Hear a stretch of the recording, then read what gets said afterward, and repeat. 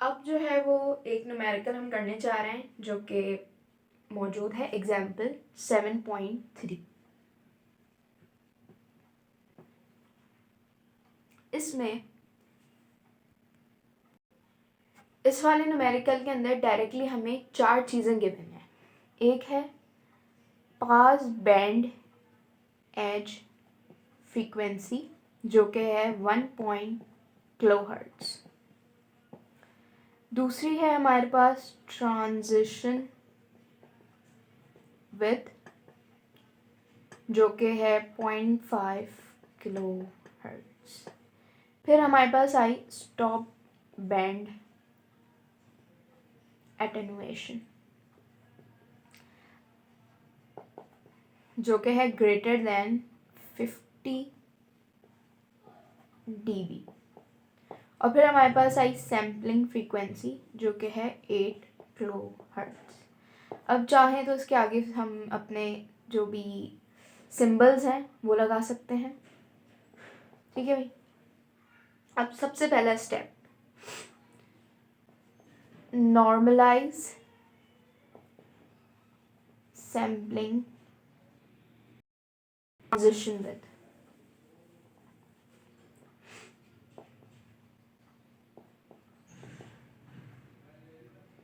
ये सबसे इम्पोर्टेंट काम है हमारा, क्योंकि आगे जब हम वैल्यूज़ पुट कर रहे होते हैं और अभी हम क्या कहते हैं 2 और निकालेंगे जो कि n होता है, which is length of coefficients. ठीक है,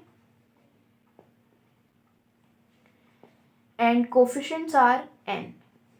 ठीक है, ये 2 चीज़ें हमारी निकालना मस्ट होती हैं, या अगर n गिवन होता है तो हम ट्रांजिशन विद निकाल लेते हैं। अच्छा भाई, अभी हमारे पास ट्रांजिशन विद गिवन है जो कि किलोहर्ट्ज़ में है। अब इसको हमें नॉर्मलाइज करना होता है। नॉर्मलाइज मीन्स कि हमें ट्रांजिशन विद को डिवाइड करना होता है सैम्पलिंग फ्रीक्वेंसी से।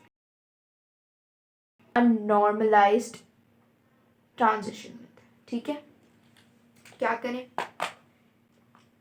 0.5 divide by 8। Everything is in kilohertz, तो हमें कोई कन्वर्जन की ज़रूरत भी नहीं है। हमारे पास आई 0.0625। ठीक है भाई। फिर नेक्स्ट क्या करते हैं हम, ये हमारा पहला पार्ट हो गया। दूसरा हम क्या करेंगे, हम एनालाइज करेंगे कि हमें कौन सा विंडो फंक्शन चूज करना है। किस तरह देख चेक करते हैं, हम चेक करते हैं स्टॉप बैंड एटेनुएशन से। क्या कह रहा है वो, इट सेज ग्रेटर देन 50।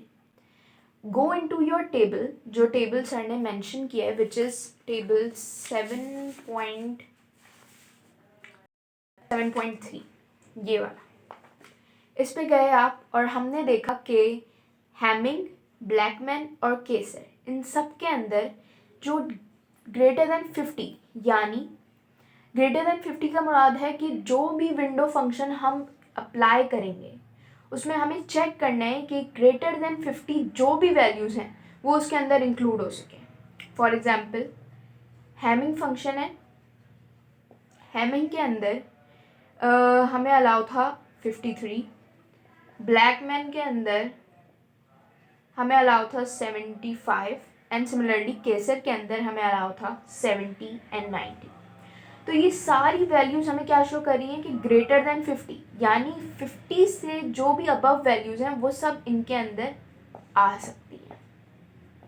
तो इस तरह हमें पता चलता है कि भाई ये जो विंडो फंक्शंस हैं ये हम यूज़ कर सकते हैं। ये जो भी ईजिएस्ट होता है या जो नियरेस्ट अवेलेबल होता है हम वो यूज़ करते हैं। जैसे यहाँ 50 है और हमारे पास क्या है 53, means greater than 50 values can be adjusted in this. सही है, या 50 से अबव जितने भी आ सकते हैं वो इसके अंदर फिट हो सकते हैं। तो हम सिंपलिसिटी के लिए हैमिंग फंक्शन यूज़ करेंगे। सही है। अच्छा, मूविंग ऑन। अब हमें पता चल गया कि भाई हैमिंग फंक्शन हमने यूज़ करना है। ठीक है, अब क्या करेंगे, अब हम फाइंड करेंगे length of coefficients and number of coefficients. ठीक है, विंडो फंक्शन हमारा आ गया हैमिंग। ठीक है, हम एक स्टेटमेंट भी लिख सकते हैं कि भाई for simplicity we are using Hamming function, ठीक है। हैमिंग फंक्शन के अंदर हमें एक ट्रांजिशन विथ का फॉर्मूला दिया हुआ है जो कि होता है 3.3/n। इसके थ्रू हम लेंथ ऑफ कोफिशिएंट्स फाइंड करेंगे। डेल्टा एफ हमें पता है, सही। यहाँ पे सारी वैल्यूज नॉर्मलाइज्ड यूज होती हैं या नॉर्मलाइज्ड प्रेजेंट होती हैं।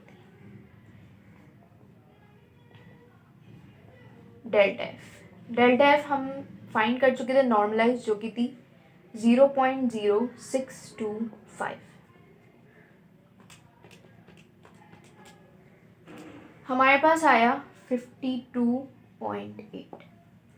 अच्छा, विंडो फंक्शंस के अंदर एक रूल होता है कि आपकी जो लेंथ आती है उसको आप राउंड ऑफ करते हैं, एनीथिंग, सही है, उसको आप राउंड ऑफ करते हैं ग्रेटर नंबर हो, सही है।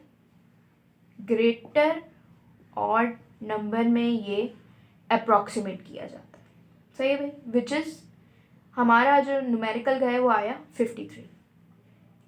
थर्ड हमारा क्या आया, हमें नंबर ऑफ कोफिशिएंट्स फाइंड करने।